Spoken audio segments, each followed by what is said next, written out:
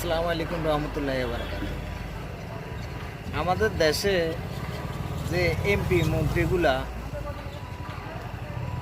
আমাদের দেশের যে বিদেশে যারা বাড়ি ঘর করেছে কিংবা ডাবল পাসপোর্ট বিদেশের নাগরিক, বাংলাদেশের এমপি মন্ত্রী বিদেশের নাগরিক, তো এই এমপি মন্ত্রীর কি আসলে ভোট দেন কি সুবিধা হইব না?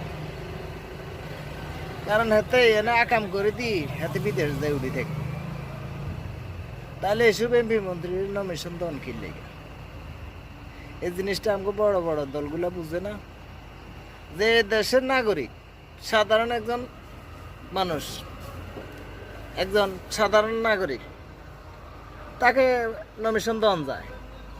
জিগে লন্ডনে যাইব ওই থাকবো, ইউরোপে যাইব ওই থাকবো, লন্ডনে না ইউরোপে যাইব ওই থাকবো, ডাবল পাসপোর্ট আছে, ইটালি যাইব গই, আমেরিকা যাইব গই, কানাডা যাইব গই, ইটালি নাগরিকত্ব আছে, হে করে তো নমিনেশন দেওয়ার দরকার নাই। কারণ হেয়া তো এই দেশের তো কামাই হে দেশে নিয়ে এর বাড়িঘর দুয়ার করে এলেছে, তাদের নমিনেশন কিনতে দিব। এতারা আইসা দি দুই সাইডে বাড়ি দেওয়া যায় না। শুধু এমপি মন্ত্রীরা না, সরকারি যেসব কর্মকর্তা কর্মচারীরা বাইরে যায় বাড়িঘর দুয়ার করে এলাইছে, বিদেশের নাগরিকত্ব নিচ্ছে, সেই করে চাকরি চিত্তে করে তাদের অর্থ সম্পদ চিজ করার দরকার, তাহলে দেশে শান্তি ফিরত আসবে। আর আম জনগণ এত আপডেট হয়েছে, মোত্তার ইংরেজি খালি ছাড়া বুঝে না, জনগণ হুরে আপডেট। এখন জনগণ বুঝে কে বালা কে বাটপার, বাটপাররা অনেক সাইডে দিয়ে যাইতে তো না।